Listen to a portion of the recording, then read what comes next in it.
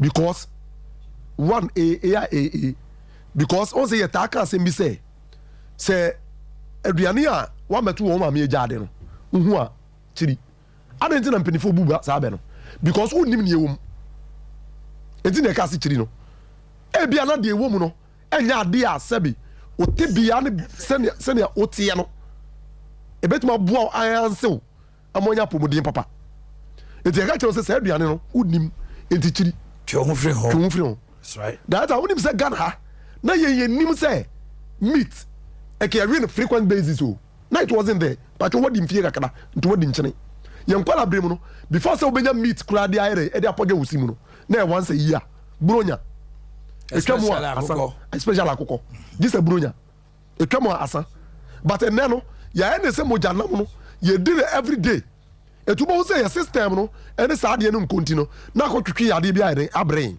ye nyina nim say leading countries in civilization e mean US and western countries no woman na yade bi wo na yebodin a e degenerative condition a etimi say wo that a stroke and say akoma yade na asifo na ye western disease western diseases now Africa has say na ye living under natural condition you know now we never knew something about heart disease and as akoma yade say moja mu na sichire be develop wo inside and anu ya wo na ye nim kokuram na ye nim no se bema nyini ko nanimu a sabe ne hwo ase won ni prostate gland no se be sha ase se ye den ehunu na ye nim inflammatory conditions be wo na ye nim but then a big part of our societal what culture. What's the reason? Way of life. And because leading countries now was their way of living in terms of eating. So it's become a lifestyle. It has become a lifestyle under Ghanaian influence in society. Okay. It is a yadeno wa ye benya.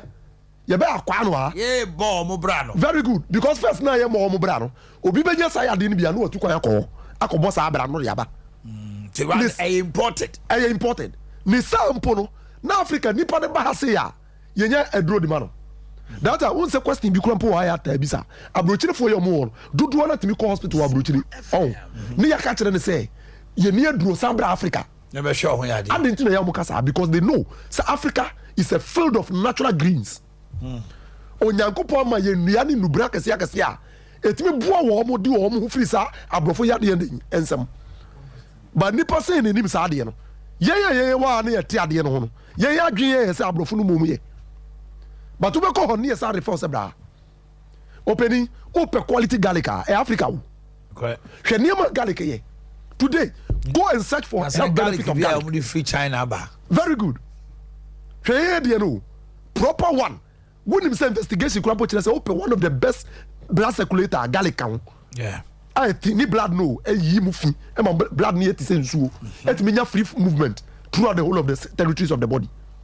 Ye hwe ye jeni data investigation kira say jeni niam ye no enye ize o hwe phytochemicals ahodo e jeni immune booster sperm producer esa boa ma hormone balance esa boa ma akoma yade esa break fat hwe niam ye jeni yawo eti no nyankopon designing say in African cuisine no e was say e necessary say aduane bia ye be bia le kom o say jeni kom because openi hwe akoko ye kunu na say we good at the same thing so guso keke na we di sijaso na we no wana say we di a body no be throw off because any taste oberfekra esa miasmic oh miasmic yes ade nyan ne brof so saka bi ade nyan brof miasmic nyan pa it was say ade nyan say no say we di a ebe cause problem to the body ni mpe to be throw off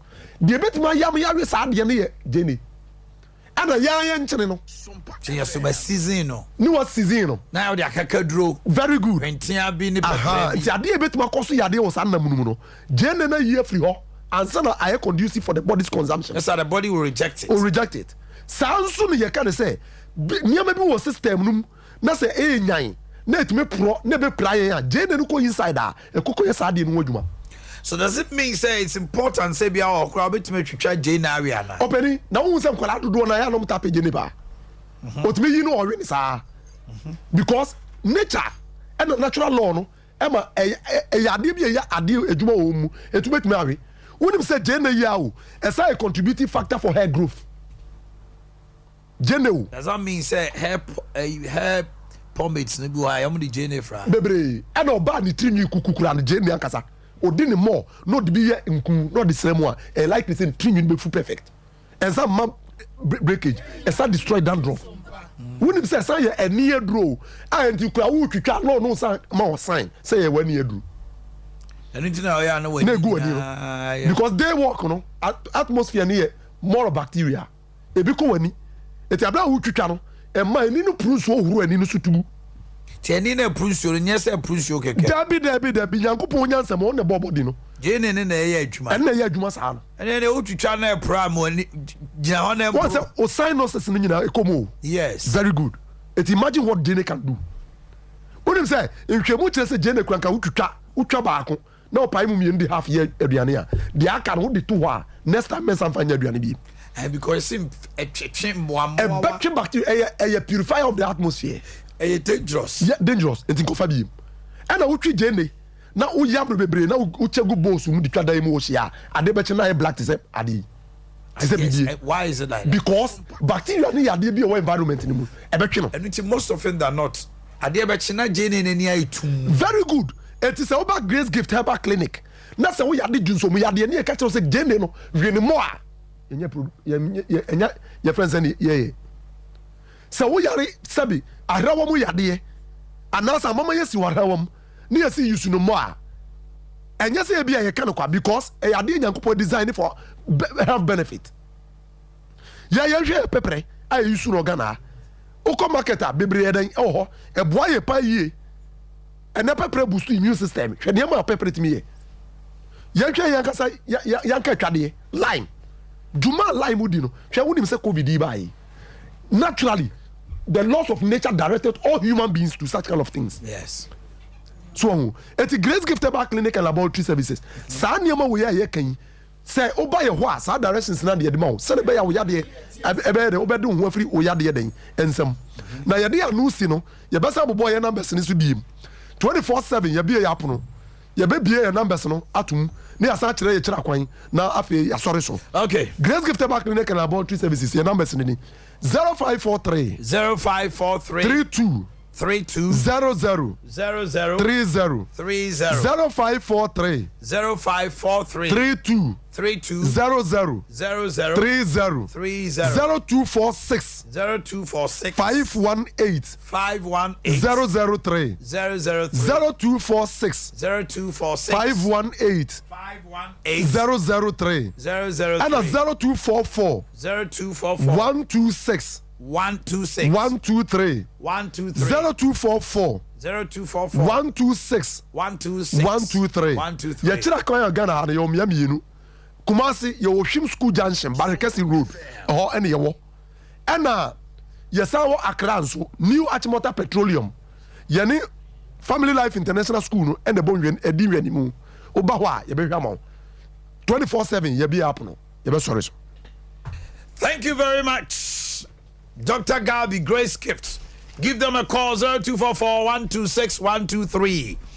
And then Nipanim bin Mudi or Mawoda. Because Arabu Chairman Sabo Sufia. Papa, Transie, na yeni and Como. Sene, was he a Dinua Sifa. Honorable or say Chairman Sabusu. Then Raya Sompa him Mawoda. And try me inviting Tino. Tram baby D. And yes, if you heard the pa.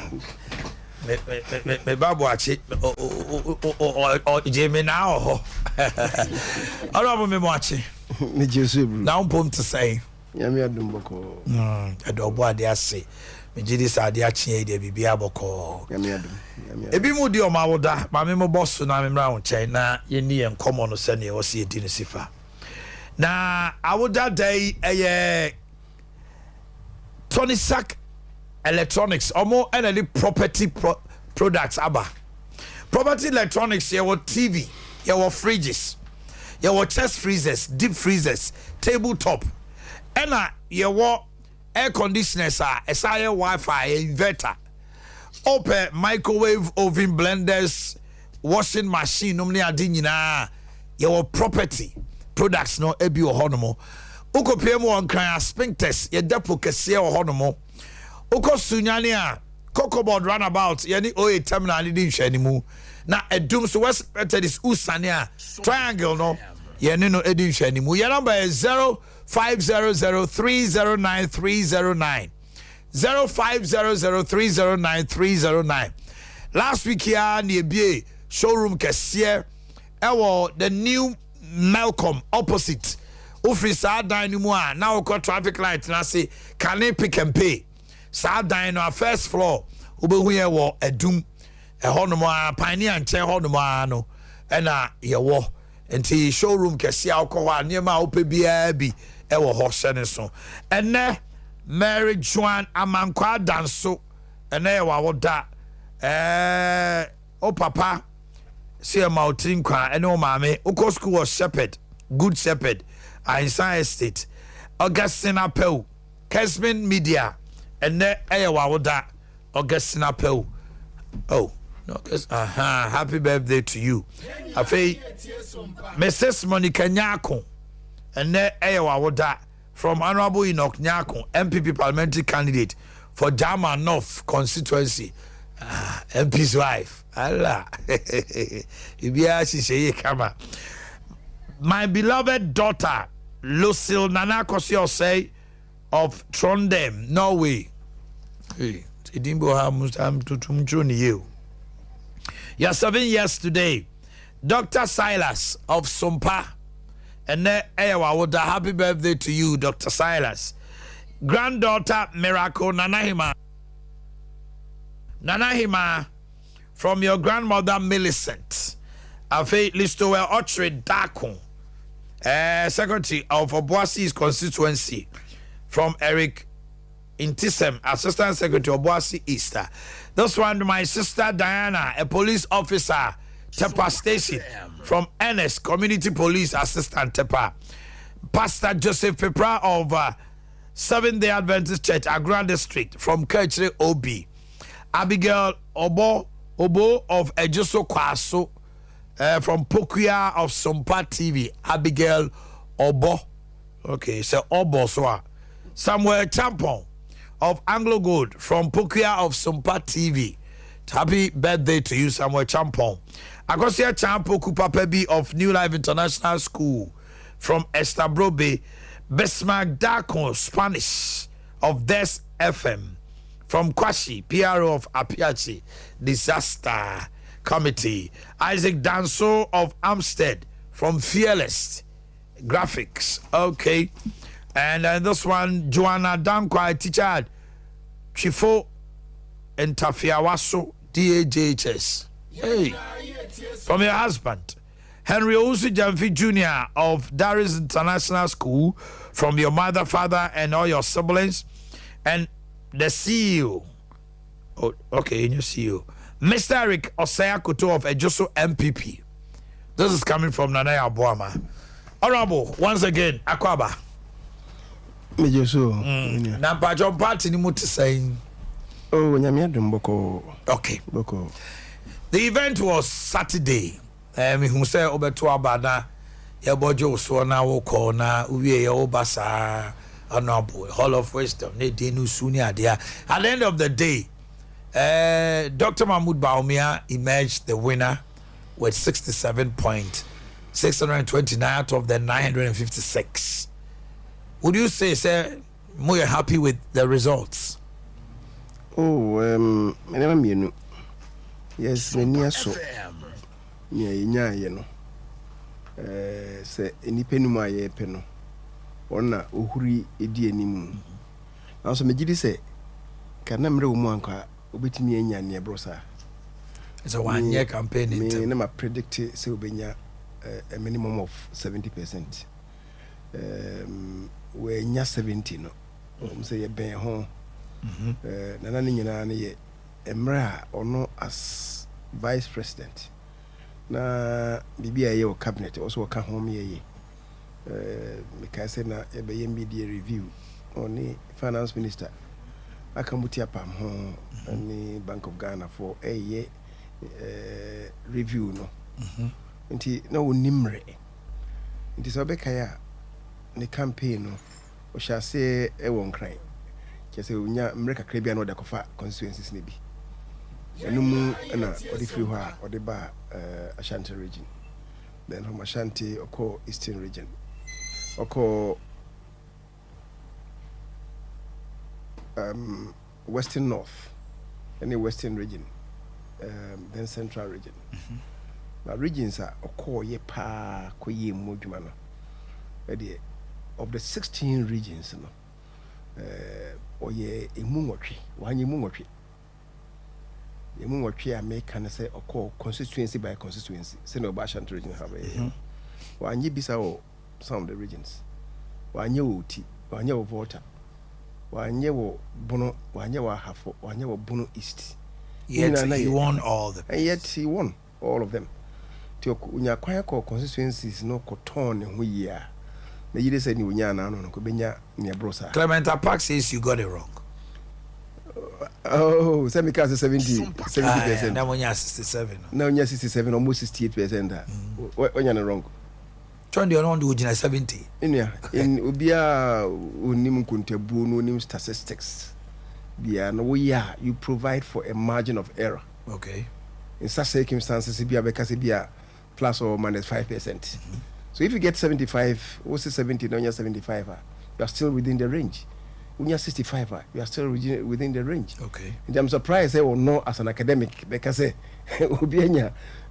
almost if I say 68%. As I was saying, because when you're 70, when you're 70, I got it wronger. Like I say, I'm going to no statistics in the research. You know, one tear say, Papa. Almost Pastor Grant interview said you bought the people with money. Sikana mo de toy na nyesika and kamunya de mubenya no kra. Clement. Oko NDC primaries. With my me any maka say ono oko ho no. Wa mu bia ka sika. Let him come out to say this. Now who say my attribution be to Cabinet Japan so I say people should stop say BC will be koye vote buying any name. They should accept, they should learn to accept the outcome of elections. What you see? Even a park he can't tell me say John, I'm talking about former President John Dramani Mahama or Namano Tony Hono and conform Bishia and no Wamubia Kesika. Let them come out to say that. What you say? It means is a discussion worthy of any engagement. In any event, Oma Mujina yeno.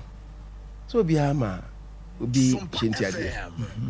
Omo okushia wo no mo fi baby na aba so nti da be ma Shinti Adea ewo mu. To those things I wouldn't say say obi anyesa candidates every one of them did that. What you see?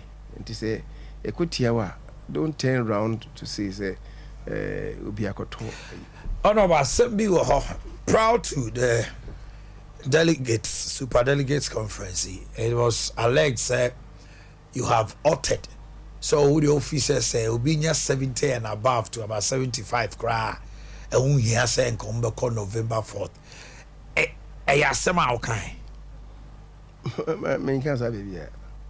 Why is it attributed to you? I don't know. I'm to be in a shade that way, sir. Nina is saying. Me call more sister stations no back home. I think 2 days or so before the conduct of the elections. What crowd is saying? Abusia FM, yeah.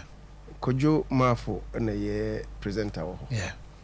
And only invited me Semimra. And only me I can home assembly that I say me back Kumasia the station no me maho. I'm saying master so be invited me. And the here was in my invite you. And me so me ba me tiamine chi kakra me ba me be Kumasia. Me ba. So I went there.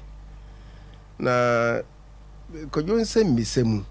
Ono na e ka kire me say. Everybody a wode Hilda Ado, former MP for Kwadaso.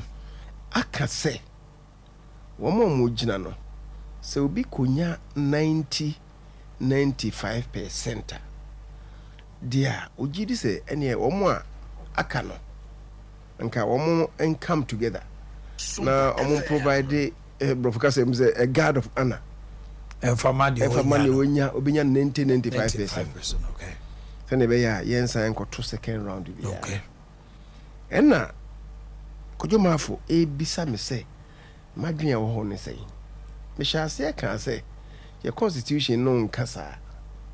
However, near Hilda no akana me comment on it. Dear, why is she limiting the discussion to a figure of 90? So binya abai to binya mu hanche mu diokro na say diokro numu a. So dear manka ye nko second round na omo aka ntiase enfama no. Na make say adenti no all use the figure 95%. Then you make 70%. And when because 70% ubinya 70%. That is talking about the principle of the kasa asem. Ubinya 70%. Papa kuti minya 70%. Say na me make us a megiri said osa we minya 90%, 70%. Ubinya 70%. National average. Na the rest of them nipa nkono no aka no. We nya wo hanche mu odioso. Omo aka no so ekoche wo hanche mu aduasa. Na je say nipa kro no owo unassailable lead. Tinye sesa no wo Canada anyenga 70%, me can say, or even 60%. Na say the rest of them 40%. I just say nipa kro na ho den bro mo amaka ni nyina so. Nanso ni nyina echi no na make say ne san bi dua so say your constitution no enkasa. Gise omo a enan na ewu mu no. Eka de obi di kan no honam na yenu mu no. Omo nyina ka say omo withdraw, omo jama nya odi kan na omo do ma ho den beta na chi. Okay. So omo voluntarily omo fi omo nyesa omo fi omo pimu be kasa de a na che na aseto. Na mpo se enan ni mu miensa ka say jaya ma baako. Na se baako e ka say menya.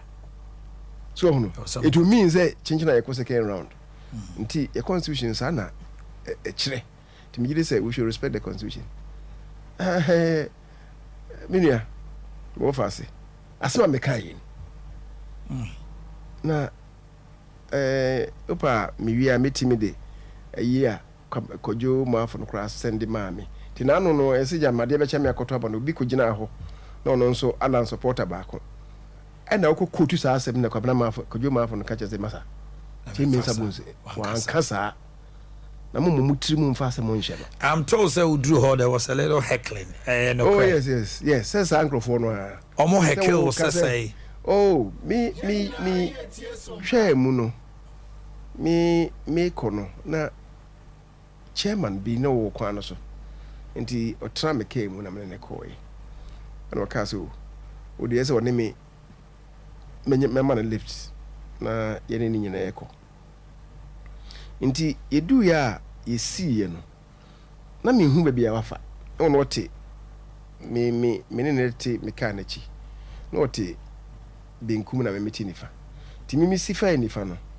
Na me hu no. Nti na me hwehwe no. Ena I think that was the incident. Yeah. Me hu no ena afei meko. Na on se wo ka se me si ye na nkrofo ebi yese o omo je so omo je so na bi so ena obi nso so e ka se o se crash bi wo she o awoje se wo she a t-shirt o se dey kokko bi akoko no wo she awoni ndi ono na mete se yese wo ka se o ma wonyini su munyi su bia na wono se ya nya obi nya 70 yen koto aba no so nhuru no enti then me tin ne no ma hwe mechi then you saw nipa no 15-20 bi na mo yesa no de me twa mu na me koto maba enti ewie na ye ba no obi kashem so crash bi o she t-shirt kokko bi ene e share sa na o instigate side enti me du ho no a ekoto aba na me ba no ana me hwe ho enti me hwe ho na me hu no enti no ayese no what necessity ni nisa no doje na o ka se won wo ba biu no won wo ba bi no de na masa so ya de na o gidi a you sa anim ni ehu anim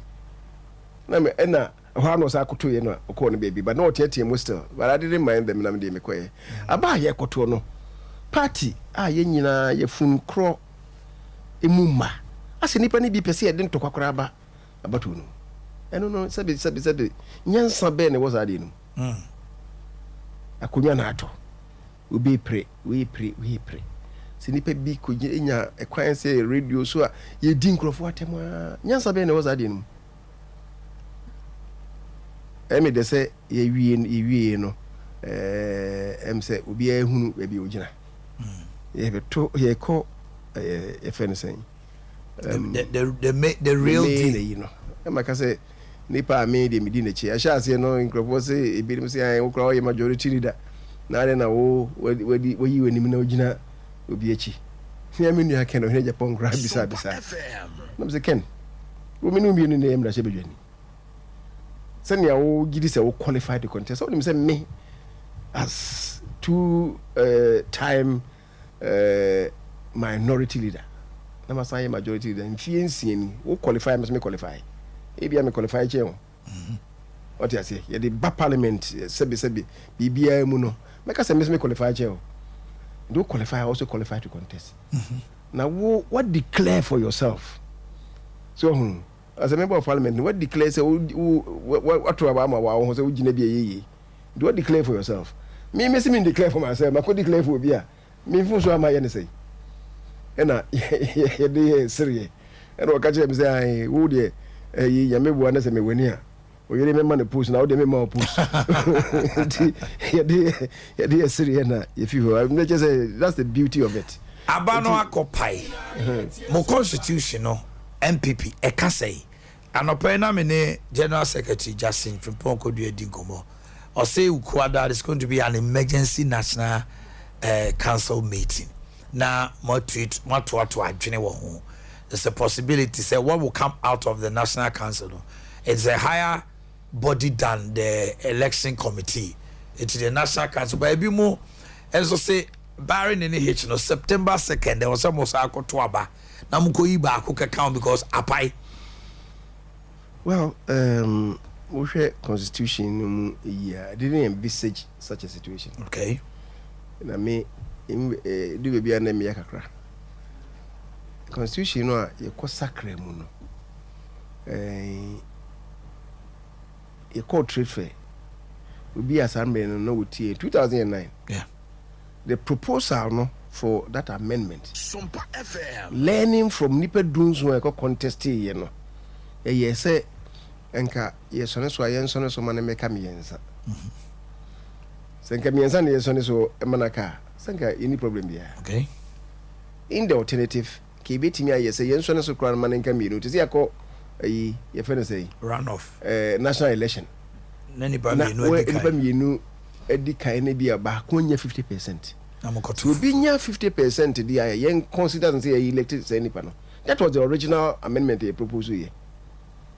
Ye call ye no trade fair no na anko ye nti mia me kai say yi benua kuma dambotwi na shoot two side in down so the number 3 no e di swadodo the he proposed and ye no 7 na 7 no will be in so for the suggestion by 7 no so no do nti ye no 5 at the end of the day no ye 5 the na ka ho say nipa no nya more than 50% obinya more than 50% dia na je yem fa nipa kro no eno de afei at the end of the day no amemu kra eno na abegina say say ne man ba ya ka say nke there will not be any need for any second round review so obi akonya 60 almost 68% ka ko ye year dey so what you say it is the reason why omoka say held that say 1995 no me refer to the original amendment senka sana tie dia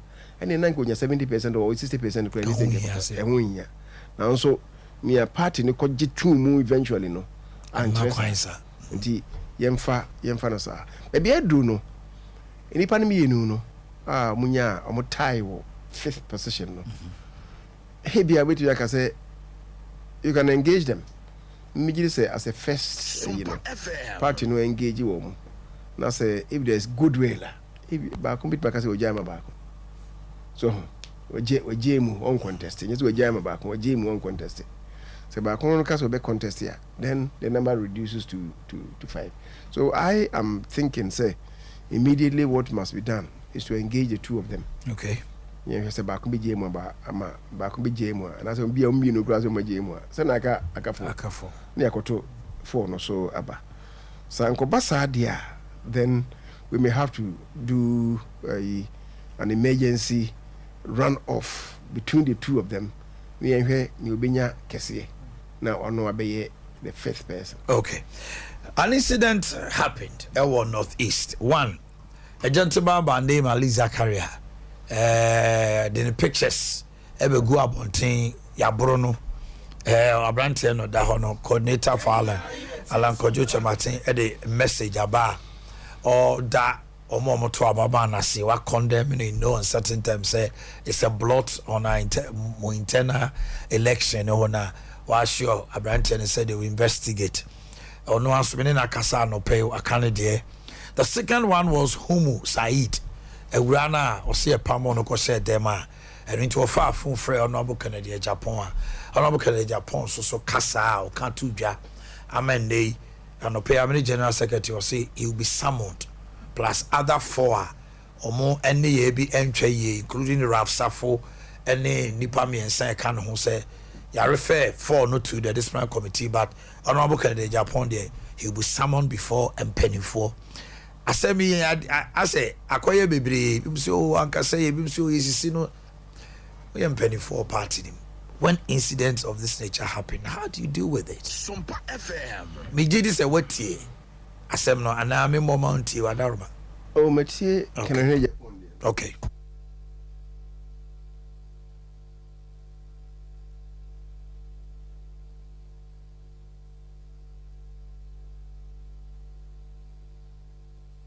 It is a crutchy year. What do you funny to here? We pray muja unatari mu bia also ne nakasa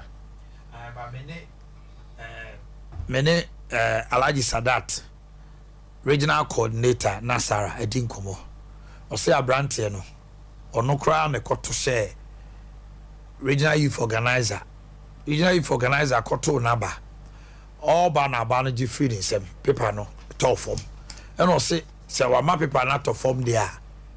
That's a coordinate into on prima on fancotu. And on any nya peche or no ni mienu on ne regional youth organizer and talker and yet a bruno. Oh, okay. They won't back or can then one say or more pata branten and Nico board dine a pie. I don't dare that. Say more rem, but or say and talkano ye or no ne.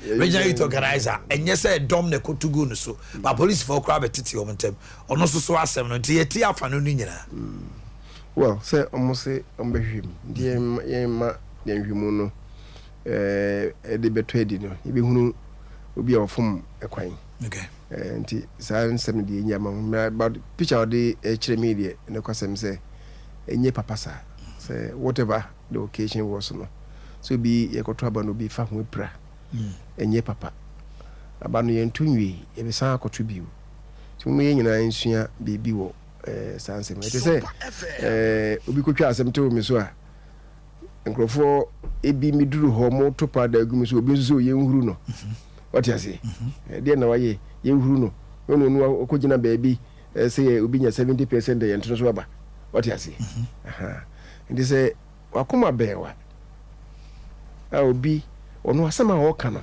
aye ntwato so asem na o twato so no wasan gina so de aye bibi no ka bibi san se krache adan se wo asem no we what you see na fi ekofa ano baba ya aba obetia ne se akwento kwasem so I decided to ignore them with the contempt that they deserve what you see I ignored them because sabi Adea Akye no sabi o sabi previous nyansa nim minko kana sembia obi na akotwa asema to nipa kono so ama kodwoma afu no asa be chechiri mo se de obe chechiri mo no wonti o de kana beka o de kana obeka ade na wonnim no kana obeka okodi achira obehene ko fanto kwa aba so you ignore such people then you went away I came away what you say Ralph dia wo ka no na meni ho ene siye enti me ko ho mo bisa me ho asem no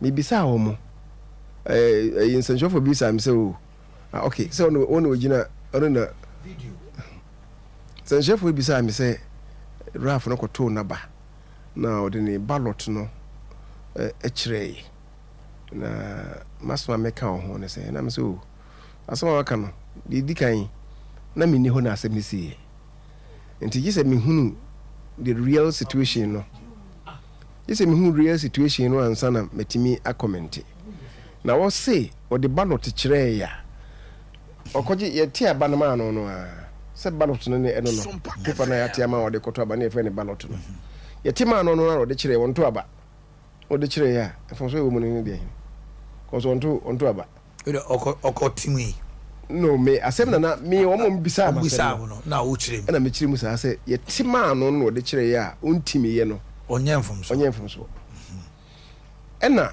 ye tima no no ena wakotim ena obobo se ne yesi omobo no obobo se ne yesi omobo no o de kotum ena ebi o pagya ade no e de chire se o bisma betoma ba what you say abobo nti obi ehunu he ebi o tim ko obi ehunu eno no apagya ballot no enso oyesa onye eboni bia na emum se okoto ni okoto ye no a ni kokromoti ana se na di sisuo no esisuo no wato ene wode a kire se wabie mu a kire se meto ma ha dia ene wayemfom so hono sana me chire mu na me hu menti asem no kra se ne esisi yo enti a chire na me hu se ade no se ne si wato awie watima wie wode to krata na wode to box no mu ene wapagya se me so me to whatever the motive was but baby wato akono it doesn't show enti enfom so a ewo mu ne ndie ni say a show there you are motivating people to follow you. Say ya see or 2 years no and no pejai right and electoral officer no be catch say on to me day and from a no what they akire and also mabuka me mbiem right enti e ho no mo na agency ni nyina bai e ko ne ho say da bi on to me fan kire enti as whether say or the kire na on kire no bia akọ committee ko or 2 years no enti obukam aha obi na obetima kise otoma ba me ana otoma Kennedy ana say but so committee ni ka say ni pa ko no di America ko ho no the first person do she blue no ko create a problem no say a show dia obeka say David untimi nyesa ye nto abasa e bi otimu de kire dia wo de kire nkrofo say ye hwe ne waye no na wo so fa no monto no sa ba say ente sa dia e de na wo so man infantum what you say it's not lady nukra catch and say one fanch right but also na quite to say maybe agent the contention I know when him say Abrantes no electoral officer but agents na wo no na obano say electoral officer no catch them when say no imagine cry nko benkro sir enti as far as I'm concerned say na tie pass na yehunu dia from so bi ani ho but party so may invite no party so onko this my committee no onko cheche I don't think the say ni see say na mo dey chiri say ni see dia no offense in say ono abia bebe no so yes sir obegina bio e wo so ame asema be to dwan say I have under intense pressure to contest again yes wona okay and I say we obi your interview na e be obusa wona okay sa e ho ntinu ahyew aba bebre ntinu ahyew no dey ni yeah programs people are making comments and a whole lot I'm say nipa obi kan sama obi ntie me na me de me ho se me ka se me contest here what is wrong with that se me say gina biewa ba yam from so bi wonya from so bia meka sɛ menyina bio a mayɛ mfonso bi ba mea na maba abɔnten abɛtoma no mu tuo sɛ menyina bio wate ase ɛna obi bɛka sɛ o ɔba bi ɔbɛlu su wɔma moyɛ saa menim hɔ mo a ɔmɔ constituency hɔ okay masa sɛbi kyɛmi sɛ bɔnsusi ɔgyina sɛbio wɔnim fɛ deɛ na obi de apɔnkye bɛgyina hɔ de ayi MPP kura bɔ ne kom so ɔno so bɛgyina bi a ɔmbɛto aba saa nipa I know them. That's what they are saying. Nti wɔn no ɛna ɛsɛ ayi ɔba ɔbɛlu su nam sɛ sɛ ɛka saa nkurɔfoɔ no nko a kɛbɛsa contest bi. Ti wodi gyina asɛm so. Sɛ ɛka saa nkurɔfoɔ no so a mɛsa ya contest bi but ɛno yɛ separate interview a meyɛ. Okay. But I have said sɛ maka sɛ min contest bi. Nti I'm not going to contest despite saa nkurɔfoɔ no nsɛm a ɔmbɛka. Okay, kano. Yɛdi kan no. Ɛna yɛ a mebaeɛ no ɔmo san bisaa me. Ɛnam sɛ ɛnokorɛ sɛ the party in parliament, the party outside, national executives ne bi ne mpanimfoɔ mu wuku no mu nano chief of staff kora ba kuma sɛ ɔsɛ leader ɛne deɛ wontumi nka saa na wofi pɛ sɛ wofi hɔ na wɔde a problem ba every party in parliament. I mean, I know the concerns that people are showing. Yeah. Wontumi ne the executives they are always insisting. Me nua baako Carlos Ahenkra. Yeah, Carlos. Tama. Yes, was support to a friend saying Alan Chamatin. Mr. So na me di vice president the Chidin. But Carlos proud with me bisano. Carlos no ka say masa. Sompa FM. Yeah, formal association of concerned MPs abe for so 70 parliament ho ni empene ma wunyai. What you say? Nti you have various interest groups are omo nyina ekasa mo mpene. Ema me enyesa. Wuntumi de even enra or say repeat say majority leader wo ne wo ho. Nti ena waka say menyina unyina wankasa aka say menyina. The party should be part of that decision no. Ena mesri. Na nonu sa ansem no ena meka so I'm under intense pressure to stand again. Oh, okay. Na emum no you say bema onto ntasuo nto from ensan fantafre. Nti enna mene sa nipa na wo totoma no oye me interview no kasa no na say na me no kasa yi menye madwene se message na biu. Okay. Matuma num tu menye madwene se message na biu. Asem ni anwani asem no ni Omanhene obi kasa asem ya asem na fa wo ababe na fa wo asem makai esa nyese o se o ko gyina obi achi se mon kana memra na se krofo bi ndi chese o dwi ho a wonti ase am se nipa ne bi eyo mo se o jibe sabe o e ba de na jese ne de asem meba yesu enya be yesu enya bi ebe ko o ta se obi na ye asem no ba ye na efene sei obi ka so na chimi sambo so nya hunu wo ho pa nto kwa be ebe ha party no ai se okoye no ono wachi ndi nya hunu be okono obi ba ni pa ko so be yes I gave a appropriate response to that guy say masa I say asem bi e fa chimi sambo so hunu bi aye we I me catch it say ye nyina o say ko class 1 enanka na odi akwa ni mu sa am say ko class 1 pepe me boa na say sha say class 1 na ye yenso be the first endo sa ebi so we ndi satia nyina no enye pe ndi why can't you recognize say ebia obi ade ni sua hunu nimdie no amana kwa ni mu eno so ye wo ya so obeji atum sa ase nipa ni bi their very constitution no ye hatred and jealousy.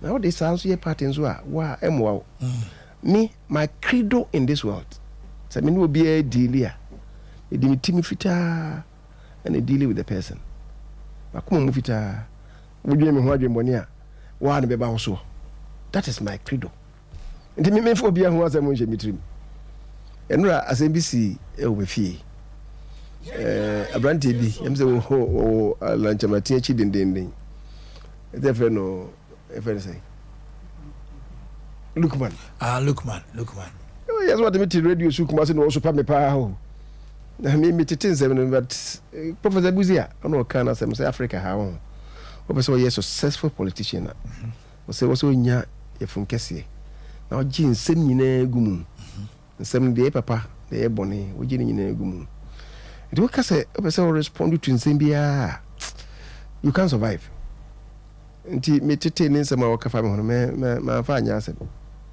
yɛto aba no wie nansa ne nei ɛno anɔpa mewɔ hɔ a na Apia Stadium frɛ me sɛ na Apia Stadium ne gyina hɔ ɛna ɛm sɛ na mo ne kwabena nyame ɛna Apia Stadium frɛ me sɛ ɛyi aberanteɛ bi a ɔte ne kaa mu ɔsɛ wɔne ne mmra me hɔ na ɔmfa kyɛw pa mmra me ɛm sɛ aberanteɛ hɔ na ɔsɛ Lukman nam sɛ ka kyɛ sɛ wɔyɛ bogus man na mede yɛ sɛ bɛsɛ ka kyɛ sɛ wɔyɛ bogus man apaniam paa bɛofia ɛna ɔbaa hɔ ɔne ne ɔbaeɛ na partyfoɔ bi aba hɔ na sɛ mo nso tries to hack makyɛw monyae no na prodigal son ɔgye ne papa sika kɔ westi ɛna ɔbaeɛ no ne papa gye ne fɛ so saa to nti ɔbaeɛ no na bɛ sɛ waba trase na nom nsa no didi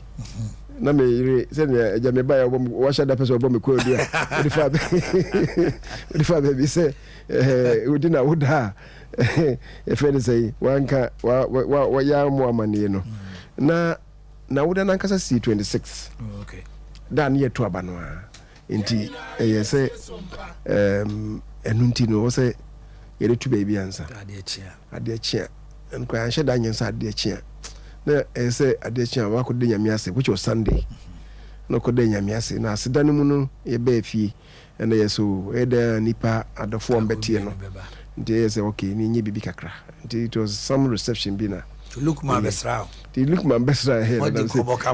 Lukman trust edidi na so it was good ɔne apia sɛ sɛ ɔnyɛ MVP ni nti but ɔne ne baayɛ no kyɛ they spend about 1 hour na ne fɛ so no so ana meka kyerɛ ne sɛ masa yɛ party ba na obi adwen nkɔ bɛnkuro mu a ɛne nkyerɛ sɛ kɔsopa no so ate ase yɛ wɔyɛ no ka mesmate menya mmeranteɛ no bi a wɔn would be seeing me paa o let there be a contest of ideas and yeah personal attacks also na make say yeah amendment na me think yenya miensa yen reduce adeni to 3 adentia you see Omanhene political party bia a year united by one ideology no woko party ni mu a won say asem bia beba no unya hawks ejina fa na unya doves unya Omanhene about station na o kan brofo yi say hawks o kan hawks na me suma kan dove me pa cho dove nye dove dove LOV pa cho dove pa so me ma me no dove no mbeti ase ye do kan ma me kan ma me ma me enya wo enya grammarians you that's it and you have them now in between the two no omo mope rapid results bibia mope na guja for no any conservatives no that's right in between them no benya middle of the road people why adantemo for is the reason why I said I propose say ben side ya Kenya no 3 and they ka ba musa anka 3 na anka well there were 2 proposals once I said the first one no was say obinya 50 nipa 20 mpo na epre that's about kunya 50 plus 1%. There shouldn't be a second one. Said the national elections what you say? So that was the first proposal. The backup no was say say no here you do there, and then the second proposal and say you reduce it to 3. 3. Nanki you use 3 no. They cost 7 and 5. And now done a proposal 7 and a bar 5 eventually get 2. And he say yeah contest here we hin ujina. Ideas not to say we say hena sa won say ka wonya at any time wonya nipa be 10 no na 20 no because ekoye issues based we na dwene nie we na dwene ni oh we say ye party no and I say me Christopher ni nkremofo ne dɔso a Christopher ni nkremofo nyina akra mo mpa abortion ndi me anti abortion we see ne ma ye kwedi wi ase ni wi ase kono de ye de ya allow abortion nya hwe so issues ne be separate yen sa na wo say party no ye nye say we na ye tenten gramo flow titia and we say nti yen koto abama we na no ho fe no they count for nothing nti ye kwa ni mu no ne mesre and say especially ye be call 4th November the main elections Robert John kakra mame mo akasa pa mo so mo mra ni nsuo kra no me mra no abo nsuo kakra mame na ni dwa kakra bi mra na ye nwura 4th November your anticipation and your expectations meaning said definitely the vice president Ujana Chidin yes amre na abesan wachi na de na November ye ba no wasem Goil filling is here na mesama ye bie Goil filling station fufuro bi kra wo Georgia roundabout it is the latest in town na omasase 25th na omu kajegumu na promotion na omu ye nunie for the grand opening of 1st September no for 10 days no free distribution of fuel twice in a day for taxi drivers trotro and private drivers fuel distribution it is say ebono nsia pepe first take cars amobeko hono ye buogum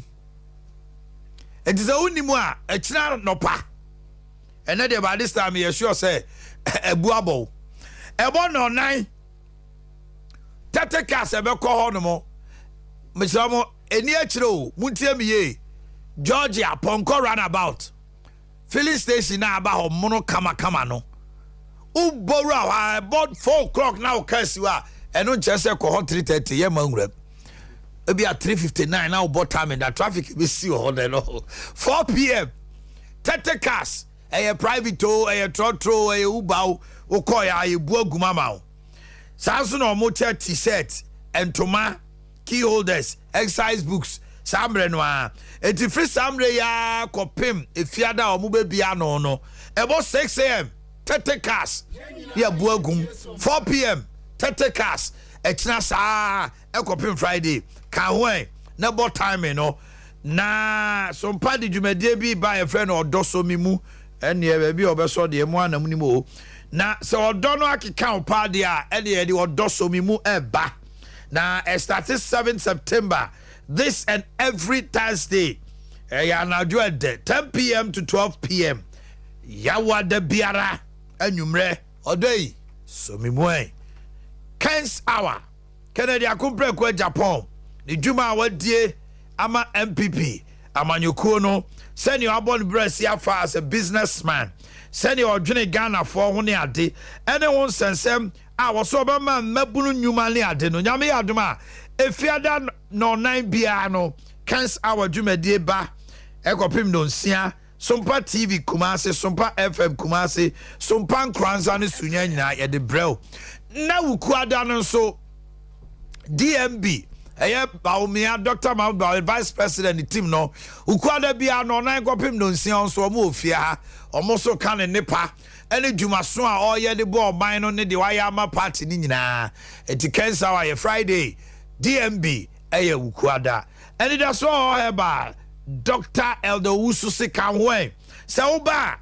eni ade glaucoma, eye pressure, low vision, cataract yade bia for ni so wisi ne ade no for any extra takrade port quarters Archbishop Port and Chenwa Kwada so Estate Park and Cran Tabora Alaji Walako Junction yade ben na hawo wani dia Elder Owusu South Adea Hudo nyina yehwe 0559901234 0559901234 21st clinic I'm sciatica abapa from Utuase Kopimo 90 say twa na etwo betima bubu ogu ho e betima mo da ho do ma wontumi nkwadwuma na the pawi anwumre nkrofo na ehwe wo enye your laboratory and scan services awodo massage machine treatment ye de bebo 15 branches Ghana ha and overseas ewo Kumasi he ya Alpha Radio nchen Council Quarters Court Junction Kran Domi Market Sunyani Kransa Techiman. Your number is 0540311311 0540311311 and 0249311311. Naki Publications. Yeah, the books are for the creative arts for basic 1 to 6. Any JHS 1 to 3 aba. Yeah, the combined books of creative art, any design for basic 1 to 6 and JHS 1 to 3 aba. Religious and moral education. Your books see JHS 1 to 3 and a basic 1 to 6. Achuma Bokune Yaw. Sweet Mama Bookshop, Boakye, Coco Bookshop, The Night Bookshop, Asante Mantemha, and Crime Methodist Bookshop, Benyabi, Errand Bookshop, SIC Mall, Yaben Best Point Savings and Lows, Kopiemo Tamara La Mashagu Bookshop, and La Gloria, Fre, now Pendoso Porto, 0244 892 0244 892 and a 020 53 20240 0205320 I care Herbal Clinic. ISFA, we are the bone expert. We go to Jemu to 2 or 9 to 2 or 3 ya 6 ya ukon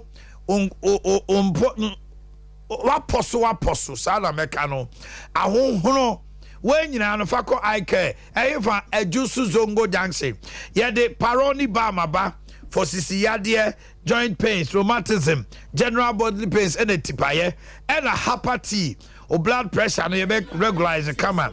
Mojabedi mo frusani, or menstrual pains in Abeko, Freddie Mans, Danny Heba, Colinak, Misty, Ubenyabi, Frey 0530 721 0530 721 and a 0530 288 510. Joada Kopim Memneda. No more trick up him no num. Canada digital satellite, Open TV Papato, 17 inches to 65, smart TV. Remember Obi, your tabletop fridges are air double door, 90 liters to 500. Chest freezers, 100 to 900 liters. Air conditioners, 1.5, 2.0, 2.5 horsepower. Your home theaters are Kesian and Ketwa. Your fufu pounding machine, the Waudi, Jumofi, and the commercial. Your sewing machine, industrial, any fear dear, popcorn machine, air gas and electric. Laptops, dual core, i3, i5, i7 with touch screen, microwave oven, iron, kettle, blenders, any cookers. Kumasi Anomo, Adom House, Patase, Pure FM, Chewa, Kennedy Junction, Sasuna Family Plaza, Edum Boss FM and Chain, and Crying, Kokrobite Junction, Old Wager, Old Barrier, Traffic Light, and I see 0244 385 128 0244 385 128. Dr. Mensa, or the Habina Bo. Na oko nesa wo dofu bi oyo obi a onom nsa o de haban kana wo num bio onum nu bone o de haban kana obejai stroke, diabetes, hepatitis, infertility say awone ma asthma ntsewa honam yensa bia bego yensa yade akwati gonorrhea, syphilis, yetufo wantie wanche rubber so a ka ho ko Dr. Mensa yede cement rectman herbal powder e mankola adwini mu bie high retentive memory, laboratory scan, physiotherapy, and so ewo ho. Na over Dr. Mensa, Kochi, yani Guinness Depot din hwanimu. Your number is 0271 171 551, 0271 173 551, 0209 500 273.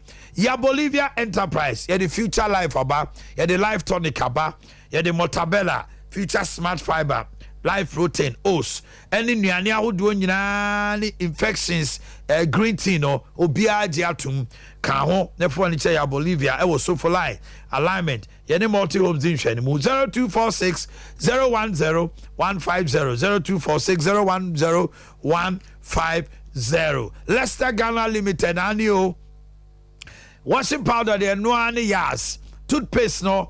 Enwani Yas toothpaste, sanitary pad, no, Yas sanitary pad, Pantilana Yas, baby wipes, Yas, and a baby diapers. I hold on, Yas baby diapers, toothbrushes, Duke, Duchess, Princess, Monarch, a more dimper, smokers, dear, and the middle one, medium, and no Bristol's no what from Unya Nina Bia, and I was a Bristol's no metra, and Bristol's, no, just say Bristol's. Bristles. I know. And the becho, I can't do that. Number is 0501390337. 0501390337. Na bibia akoso kama at the amount. Otiasika Rural Bank one was susu account, infant minor savings account, but frank it current account, fixed deposit. Oh yeah, salaried worker, open loan, government worker, MMO advance and so. Sani yakani nyina aboma Western Union, East Switch, money transfer, Ghana Pay, MTN, nyina ye. Otiasika Okufiase headquarters, Mampon Sepe Abofo Macro. Sankin Kenso Swami Market Dr. Mensa Yoho Fred 0504-842-957. Ope Bosia. Monkamo Mienumi and Samra. No collateral, no guarantor. When you know Tiasika Yabebo 0504-842-957. Mizo. And the mixer drink 5G weekendy. Uko BFE and one year so. You want mixed fruit and you want mango. And you want 5G no so Garana grapefruit ginseng and a great tea. When you be Bob the dance say what 7 papa e was upon to us wedding engagement. Kinju Enterprise one room hotel swami Chaya. Samson Aquacoach the company limited work for India. Nasachi Enterprise was for Binchi VIP car park. PNC Ventures Anomani, Yenny Charity Hospital, Edition in Mu Junction. Also, Mama Esther, Outcome Royal Ventures, Otta Baptist University, Abuya or Boakye, Bikai Supermarket, Sister Sewa, Abawa Post Office, and a manager Daniel, 21st Clinic, one more overseas. Honorable. Yes, sir. 2024 is a big, huge, controversial elections. For the first time, we have a former president, Awakodi 8 years, Aoba, NDC for Yinewie. Or no, fee say after 8 years, there was some Mokotanasi. The economy is a bit shaky. And TB Mufi say no crowds also is a minus for my party. Here you are going to election to elect somebody also demanding. What are your anticipation? That's it. Can say a sitting president with the infirmary. Now, actually, with the 4 years. Maybe I just I got an infirmary. Oh, okay. Okay. Until or Sayamba. That's right. And now, can say the economy is not in a very good state. Yeah. Yeah, no correct. What they compare 2017, 2018, 2019, ye bar for fraud. Before COVID, we boy Asantia, we are not in the best of shapes. So our best of shapes and any IMF phone call to Abasakomo. I think is a matter of fact. However, the economy near the judge the performance of the MPP under Nana Danko Kufuor. Yaribia force majebia name my any NDC time and former President Mahama and so also na Yaribia Swibia me Fagana. The track record never to her.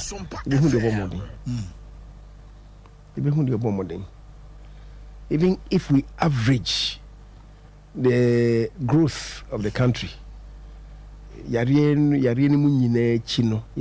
growth of the country now, even who's an MP before, for the 8 years, and also 8 years. These are going to be a dance crata in terms of various sectors and their performance, through agriculture, trade and industry, I was saying. Yeah, reserves. He found a better he found a could see. Oh, say an annual, yes, by international reserves rose to close to 10 billion. Yeah, $10 billion. Yeah, it was unprecedented. Ghana independence, that's how and that happened under MPP. To for GDP growth rate, for inflation, for interest rates, BBR reserves are making. Even ECOWAS countries, BBR friend convergence criteria. Yeah. And no, we compare your performance. Now here in this for the bachelor PFA the more money as far as the economy is concerned. And say no near debate there and kayepa a bit me actually say in any event send makano the past few years since 2021 the health of the economy has not been that good. But this year any IMF could kita hu no wie no we are coming up kakra in say afeni ko wie no bit my Adea kakra and then in go see next year no we hu and so enema bit my could draw my nti me I'm clear in my mind my dream Trudeau say in go see 2024 can Boakye your candidates break the 8? Well, I think so. Me say breaking the 8, you know. The kind parties, you know, was a G2 say MPP for the G2 say. Under normal circumstances, cry. Yeah, America was a mean. COVID-19 name a boy. Russia, Ukraine war, and finding soon so me fire. No. Nehemiah normal cry. Breaking the 8 has always been very difficult. Okay. Rollins. Or tells we didn't feel here. Or no, Okoyi, I'm a party, no. And you know, no, Okoyi, at a mel say, Missina 9. Medina day. Now, Rollins in him say, yeah, but 2000 about one. No, me say, Obika say, Kukumano. What you say? And this is for the cotton tamiano, antintam. And the trial. The president go for by. President Kofo free hono near man near Timia ye. MPP for near Timia ye. What the growth rate ya akese. Okofa ye interest rate, ufa inflation, ufa ye reserves. Hipika ye call ye a home for so buy ye jumedi ye ya. Na ama ye nim kono ni ye ku enim pa. However, yede ko boss no anye ya mai after 8 years yede ko boss no anye ya mai ena ye tiba fi Sompa FM ena ye tiba fi ena President Mills by succeeded by John Mahama. John, after 8 years, also he never imagined say, "On demand to us." Tina, it could be no na ukuja platform so cry na ye said agro. Because the be monka say the be keke president to because the be monka say the be keke rekra mo ka mo chacha ma no. Why? Na because na onim say obewini. Nso awini awi. Agbena if I say Jamaican sprinter Hussein Bolt the signal away say from the more come bomb too no Jamahama no ye be platform so because no one say we winning and so Uncle Basa under normal circumstances breaking the 8 is always difficult. And to say per se breaking 8 na enye ya no fafa. Ene de beka. Ene de nso ene adwumaden na de meko. Na se se ye nyina san je to mu se economy no enso so no ye ho nya den sa. Afi ne ye ba soro. Ye nkusi next year no na ya bakakra. Until we need them to work extra hard. Now, the thing I may stress on this. You see, a party, a national constitution. So we share Article 55 of the national constitution. Why is it that any time I get on the gear with Honorable Chairman and our time is up? Time as well. Time as well. Over maybe 2-3 minutes. 2 minutes. The BI say take you over. As some back who cry man for crap and some busa pie. So I'm interchange you so your time yes. You become me Sima Fabia meet me the actually. But I make I say, we Article 55. clause 3, or say, subject to the provisions of this article, a political party is free to participate in shaping the political will of the people, to disseminate information on political ideas, social and economic programs of a national character, and sponsor candidates for elections to any public office other than to district assemblies or lower local government units. Now, what can I say? Political party, what me kobo ohu dewru ko ton ho e man krofo. So na so mote wasamase a mo aba abedom ku no. Na ahoton no so obehwe ye ni so constitution a MPP constitution a oka ewo I think article 3 say article 3 article 6 oka wo ho say there shall be a polling station executive of 5 members, chairperson, secretary, organizer, youth organizer, and women organizer, whose duties shall be polling station executives. Saying, they are to act as polling agents when appropriate. Okay.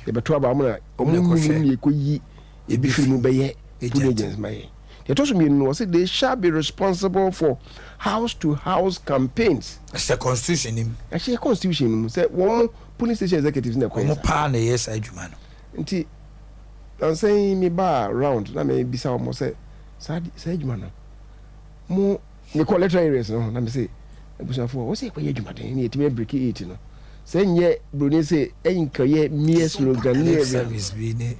Na say if I see break it in there. I do away na police station for now. Ye dey ashem say monye. Me call letter area be na me bisa mo say mon kire me. Na me po make so mo me say me ba ha ma betwa me be 1 hour. Ken ba ha ko share Pentecost news wa me. Okaso be 2:30. Ken do hope at 5:30. 3 hours the people were waiting. And then bisa mo say munya daje don hwere me nsa na mo twen ken no hene Japan. 1 hour mo twen me. Na mon kire me say obi afimu ni nyina no also the 1 hour akoye house to house campaign.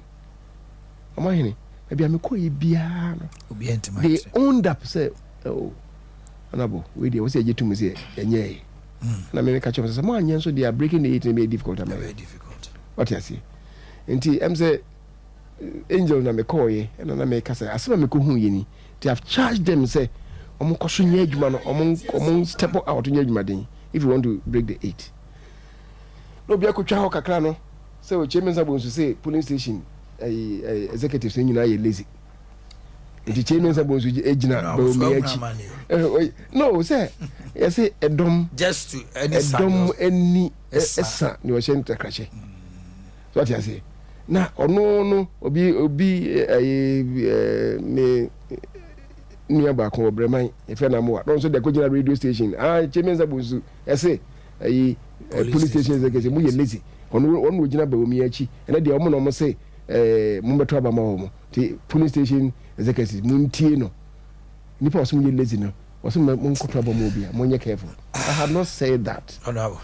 But we should understand say be adwuma no ye break it na aha gina timinia just to charge police police station executive say e be hedro no anya kufu ado and be house was so amai anya national executives anya regional executive nya wuntu bi executives even your constituency executives ya mo chema ban anya na adwuma no adwuma no ye polling station executives na constitution so monye te me sra o mo say o monye say adwuma no amai if you want to break the 8 say it's possible with Dr. Mahmoud Baumia or in any event say impoya nto amano na etuma any other person say breaking the 8 is possible say ye adwumaden a need Baumia mpo me believe in no let's say anya adwumaden antanechi a it's going to be difficult sanity. All right, I was your former me first I'm ready.